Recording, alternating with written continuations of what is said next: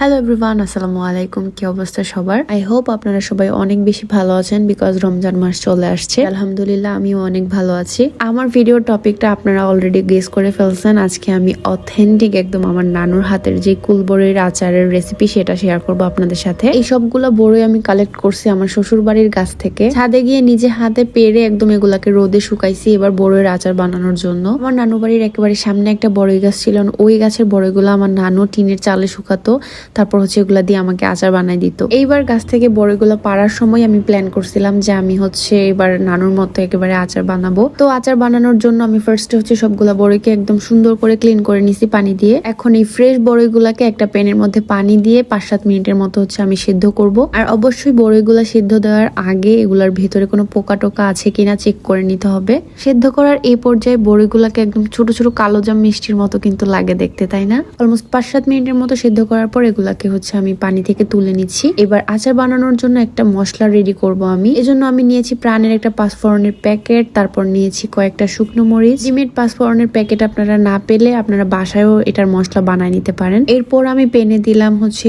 গোটা জিরা এন্ড ধনিয়া। এবার আমি শুকনো তাওয়া এগুলাকে খুব সুন্দর করে একদম ভেজে নিব। খুব বেশি হাই হিটে যদি ভাজতে যাই তাহলে কিন্তু মশলাগুলো পুড়ে যাবে, তারপর হচ্ছে তেতো লাগবে। এগুলা টালার পর এগুলাকে আমি সুন্দর করে একদম গুঁড়ো করে নিব। আপনারা চাইলে ব্লেন্ড করে নিতে পারেন। এই জিনিসটা অনেক হেল্পফুল অ্যাকচুয়ালি। শুকনা মশলাগুলোকে গুঁড়া করার জন্য এটা বেস্ট। মশলা ব্লেন্ড করা শেষ। এখন আমি 3 টুকরো হচ্ছে রসুন নিয়ে নিয়েছি। প্যানের মধ্যে দিয়ে দিয়েছি পরিমাণ মতো সরিষার তেল, দেন হচ্ছে 2টা শুকনো মরিচ, আরো দিয়েছি 1 চামচের মতো পাঁচফোড়ন। এটাকে কিছুক্ষণ একদম ভাজা ভাজা করে মশলাটাকে তারপর হচ্ছে এর মধ্যে আমি অ্যাড করে দিয়েছি আগে থেকে সিদ্ধ করে রাখা বড়ইগুলা। এটার মধ্যে হচ্ছে আমি মরিচ ফাঁকি দিচ্ছিলাম। আমি জানি না এখানে মরিচ ফাঁকির কালারটা একদম হলুদের মতো কেন লাগতেছে। তারপর পরিমাণ মতো লবণ আর একটু হলুদ ফাঁকি দিয়েছি। কিছুক্ষণ পর এর মধ্যে আমি অ্যাড করেছি গুড়টা। দেওয়ার পরে এর মধ্যে আমি হচ্ছে ভিনেগার বা সিরকা যেটাকে বলে সেটা ইউজ করতেছি, যেন হচ্ছে গুড়ের পানিটা তাড়াতাড়ি বের হয়ে আসে। যে কোনো আচার মেড করার সময় আপনারা ভিনেগার বা সিরকাটা দেওয়ার ট্রাই করবেন, এটা দিলে আচার অনেকদিন ভালো থাকে। এখানে আমি অ্যাড করতেছি আগের গুঁড়ো করে রাখা মশলাটাকে। এটা দেওয়ার পর